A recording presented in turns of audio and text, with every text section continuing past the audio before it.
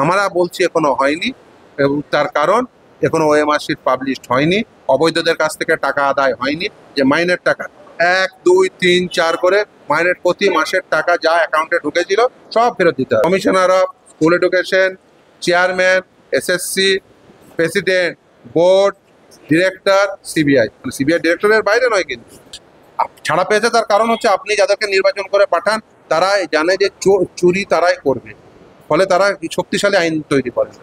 এই যে বলে না কথায় কথায় ওরা রাজনীতি করছে, চাকরি চুরি করলে ফাঁসি হবে, তাহলে দেখতে না ততদিন ফাঁসি হয়ে যেত এবং 2 মাসের মধ্যে ফাঁসি সেটা বিচার হবে এবং তার মধ্যে ফাঁসি হবে।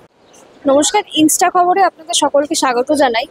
আমি তনুকা। এই মুহূর্তে আমি উপস্থিত আছি কলকাতা হাইকোর্টে এবং আজকে এসএসসি তাদের যোগ্যের যে লিস্ট সেটা আজকে তাদের ওয়েবসাইটে বা কিভাবে প্রকাশ করবে সেটা এখনো জানায়নি। তবে আজকে কথা আছে যে এসএসসি তাদের যোগ্যের যে লিস্ট সেটা পেশ করবে। তো সেই বিষয়ে আমরা কথা বলে নেব বিশিষ্ট আইনজীবী ফিরদৌস সামিমের সাথে। চলুন কথা বলে নিই। মামলায় মহামান্য বিচারপতি দেবাংশু বসাক তিনি নির্দেশ দিয়েছিলেন যে ওএমআর শিট পাবলিশ করতে হবে, নাম্বার 1। নাম্বার 2, অযোগ্যদের কাছ থেকে টাকা আদায় করতে হবে এবং ডিস্ট্রিক্ট ম্যাজিস্ট্রেট তিনি ল্যান্ড রেভিনিউ হিসেবে সেটি আদায় করবেন এবং প্রতিটি ডিস্ট্রিক্টের ডিআইরা ডিস্ট্রিক্ট ম্যাজিস্ট্রেটকে জানাবে তাদের ডিস্ট্রিক্টে কতজন অযোগ্য। এবং সিবিআই এই টাকা আদায় যাদের কাছ থেকে হবে, যারা এই অবৈধভাবে নিয়োগ পেয়েছেন তাদেরকে প্রয়োজনে কাস্টোডিয়াল ইন্টারোগেশন করবে, অর্থাৎ তাদের কাছ থেকে জানার চেষ্টা করবে তারা কাকে পয়সা দিয়ে চাকরি দিয়েছিল। মানে আসল উদ্দেশ্য যেটা, মানে যাকে টাকা দিয়ে চাকরি পেয়েছে তাকে জেলে ঢোকানো। এই যে নির্দেশগুলো, সেই নির্দেশগুলো পালন হয়েছে কি হয়নি আমরা বলছি এখনো হয়নি, এবং তার কারণ এখনো ওএমআর শিট পাবলিশড হয়নি, অবৈধদের কাছ থেকে টাকা আদায় হয়নি। যে মাইনের টাকা 1, 2, 3, 4 করে মাইনের প্রতি মাসের টাকা যা অ্যাকাউন্টে ঢুকেছিল সব ফেরত দিতে হবে। ফেরত যতক্ষণ পর্যন্ত না হচ্ছে ততক্ষণ পর্যন্ত জেলে যাওয়ার সম্ভাবনা কাদের? Secretary education department, commissioner of school education, chairman, SSC, president, board, director, CBI, মানে সিবিআই ডিরেক্টরের বাইরে নয় কিন্তু, মানে আদালতের নির্দেশ না মানলে কিন্তু তাকেও জেলে যেতে হবে। ফলে আদালতের নির্দেশ সিবিআই ধোয়া তুলসী পাতা না, সব পাতাকে আনা হচ্ছে না, চলে এসছে অলরেডি আদালত।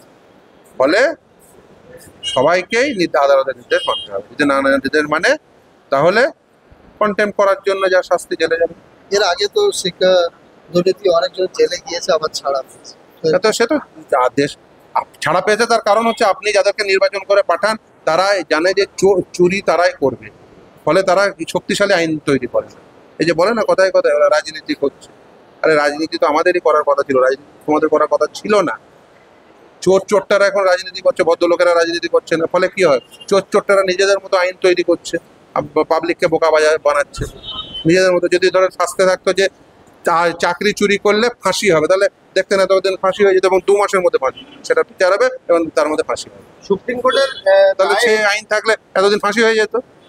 তার কারণ হচ্ছে ওরা জানে যে ওরা চুরি করবে, সেই জন্য সেই আইন তৈরি করে না। কারণ আইন সবাই রাজ্যে, আমাদের দেশে তো কোনো আইনজীবীর আইন তৈরি করার ক্ষমতা নেই, তাহলে আমার চেম্বারে বসে বসে আমি আইন তৈরি করে দিতাম। তো সেটা তো নেই। জনগণ আপনি নির্বাচিত করে পার্থ চ্যাটার্জিকে পাঠাবেন আর ভাববেন যে ভালো আইন তৈরি হবে। আপনি যে নির্বাচিত করে মমতা ব্যানার্জিকে পাঠাবেন দিয়ে ভাববেন ভালো আইন তৈরি হবে, হবে না। কিন্তু যে আইন আছে তার মধ্য থেকেই যাদের শাস্তি দেওয়া যায়। সুপ্রিম কোর্টের রায় চাকরি বাতিল হওয়ার পরে রাজ্য সরকার স্বয়ং মুখ্যমন্ত্রী আকার ইঙ্গিতে মাস্টারদের স্কুলে যাওয়ার নির্দেশ করেছে। আকার ইঙ্গিতে এবার এসে বলতে বলবেন কোর্টে, আকার ইঙ্গিত বুঝিয়ে দেবে। কোর্টে এসে পরশুদের রিপোর্ট দিতে হবে কারা কোর্ট যাবে আর কারা যাবে না, কাদের কাছ থেকে টাকা আদায় করতে হবে। কোর্টে এসে বলবেন, দেখবেন আকার ইঙ্গিত বুঝিয়ে দেবে। আপনি এবং বিকাশ রঞ্জন ভট্টাচার্য রাজনীতি করে এই চাকরি দুর্ভাগ্য। দেখুন, আমি এবং বিকাশ রঞ্জন ভট্টাচার্য যদি রাজনীতি করতাম এবং আমরা যদি ক্ষমতায় থাকতাম তাহলে এদিন দেখতে হতো না। দুর্ভাগ্য হচ্ছে রাজনীতি করা সত্ত্বেও, নিশ্চিতভাবে বিকাশবাবু রাজনীতি করে, কিন্তু রাজনীতি করা সত্ত্বেও বুঝতে হবে তো যে রাজনীতি করে কাকে কোন জায়গায় রাখলেই দুর্নীতি হতো না। কিন্তু বিকাশ রঞ্জন ভট্টাচার্য তিনি মুখ্যমন্ত্রী হতেন, এই দুর্নীতি হতো না।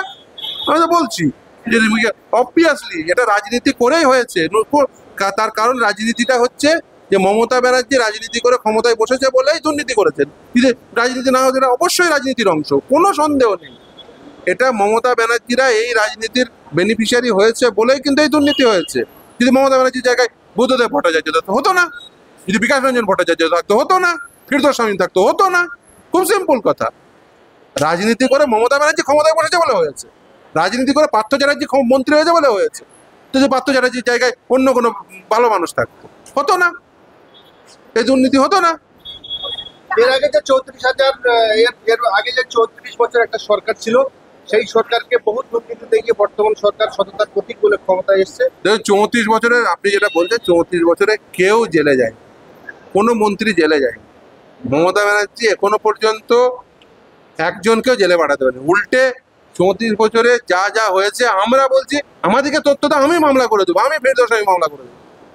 সিপিএম এর আমলে 2001 সালে নিয়োগ হয়েছে বর্তমানে তৃণমূলের শিক্ষক নেতা, আমি ধরে দিয়েছি, আমি ফেরদৌস আমি ধরে দিয়েছি। কাজী মাসুম হাসান বলছেন আগে নাকি আপনি অল্টো চালাতেন, এখন মার্সিডিজ চালাচ্ছেন। কে? কাজী মাসুম হাসান আমার কোনোদিন জীবনে অল্টো ছিল না। আপনার আমার নাম জীবন- বলেই করেছে। আমার জীবনে অল্টো ছিল না। এই আর হাইকোর্টে আমার মার্সিডিজও নেই। এই আমার হাইকোর্টে জীবনে, উনি হয়তো জানেন না, আমি জানি না কি বলেছেন, আমার জীবনে অল্টোও ছিল না, আর বর্তমানে আমার মার্সিডিজও নেই। আর উনি হয়তো জানেন না আমার পারিবারিক অবস্থা। এই হাইকোর্টেই মামলা চলছে প্রাথমিকের 32,000, 28 তারিখ থেকে মূল শুনানি হবে। সেই চাকরিগুলো দুর্নীতি হয়েছে বলে মামলা চলছে, কি বলবেন? হ্যাঁ অবশ্যই, আরো মামলা আছে। কি কি আরো- আসবে সেগুলো যদি একটু বলেন। অবশ্যই ওয়েট করুন, 28 তারিখ থেকে শোনানি হবে, ওয়েট করুন, কি কি আসবে দেখুন। আর 32 মমতা ব্যানার্জিকে জিজ্ঞাসা করবেন কি কি আসবে, মমতা ব্যানার্জি আমার থেকে ভালো বলে দেবে। ও তো এখন বুক দুরু করছে, ওকে জিজ্ঞাসা করবেন যে আগামী দিনে কি, কারণ সব থেকে ভালো তো ও জানে, কারণ ও তো 2 নম্বরই করে পয়সা নিয়েছে। ও যাদের কাছ থেকে পয়সা নিয়েছে সব মামলা নিয়েছে। তাহলে 26,000 বাতিল হলো, এরপরে যদি 32,000 প্রাথমিকের প্রথমে 26,000 বাতিল হলে এই অংশে থেমে থাকতেন কেন? বলুন যে অযোগ্যদের টাকা আদায় করতে হবে। এখন মমতা ব্যানার্জিকে ওই কালীঘাটে কাউন্টার খোলা করা, ও কাউন্টার খুলিয়ে ওর পয়সা ফেরত দেওয়া করা। ইতিমধ্যে সোশ্যাল মিডিয়ায় আমরা দেখছি যে যারা যারা চাকরির মাধ্যম, যাদের মাধ্যমে টাকা পার্থ বলো আর যাদের কাছে দিয়েছে, তাদেরকে পাকড়াও করে গণধোলাই দেওয়া শুরু করবে। সে তো শুরু হবেই। এদের এই তো পরশুদিন আদালতে এসে রিপোর্ট আকারে জমা দিয়ে বলতে হবে কাদের কাছ থেকে টাকা, যারা অযোগ্য তাদের কাছ থেকে টাকা আদায়ের কি পদক্ষেপ সরকার নিয়েছে। মমতা ব্যানার্জিরা যার কাছ থেকে পয়সা নেক না কেন, সরকারের কোষাগারে যারা অযোগ্য তাদের টাকা জমা পড়বে। মমতা ব্যানার্জির হাত ধরেই এটা করিয়ে দেবে, যে যাদেরকে ও পয়সা নিয়ে টাকা চাকরি দিয়েছিল তাদের মাইনে ওর হাত দিয়ে আদায় করবে। তাহলে এবার লোকে তারপরে কাকে ধরবে, এই অযোগ্যরা, তারপরে দেখবে মমতা ব্যানার্জি যারা এই এদের কাছ থেকে পয়সা নিয়েছে তাদের সকলের মাইনে ফেরত লাগবে। তারা নিশ্চিতভাবেই তারা পয়সা দিয়েছে, তারা পয়সাও ফেরত দেবে। 32,000 চাকরি প্রার্থীদের ভবিষ্যৎ। দেখুন ওই এসএসসি হয়েছে, অপেক্ষা করুন, আপনি অপেক্ষা করছেন, আমিও অপেক্ষা করছি। তাহলে মমতা ব্যানার্জি যে ইন্দোরে যে 26,000 চাকরি, মমতা ব্যানার্জিকে এখনই জিজ্ঞাসা করেন না, এই তো অর্ডার হলো, আবার জিজ্ঞাসা করেন না। আজকে মূলত কি অর্ডার হয়েছে একটু ফলটা করে ছোট করে। যা অর্ডার হয়ে আছে সেই অর্ডারগুলো কমপ্লাই হয়েছে কিনা কোর্ট জানতে চাইছে। সুপ্রিম কোর্ট যে যেমন ওএমআর শিট পাবলিশড হয়েছে কিনা, অযোগ্যরা টাকা ফেরত দিয়েছে কিনা, অযোগ্যদের কাস্টোডিয়াল ইন্টারোগেশন হয়েছে কিনা, সিবিআই এর কাছে জানতে চেয়েছে, স্টেটের কাছে জানতে চেয়েছে, এসএসসির কাছে জানতে চেয়েছে। খুব পরিষ্কার, এসএসসি কে জিজ্ঞাসা করেছে তুমি ওএমআর শিট পাবলিশ করেছো কি করনি, পরের দিন এসে জানাবে। সিবিআই কে জিজ্ঞাসা করেছে তুমি কাস্টোডিয়াল ইন্টারোগেশন করেছো কি করেনি, পরের দিন এসে জানাবে। আর স্টেটকে বলেছে তুমি টাকা ফেরত নিয়েছো কি না, পরের দিন এটা জানাবে। আর না জানালে, না করলে কন্টেম্পট অ্যাক্ট অনুযায়ী জেল হবে। Secretary education department, commissioner school education, chairman SSC, director CBI, কেউ ছাড়া পাবে না।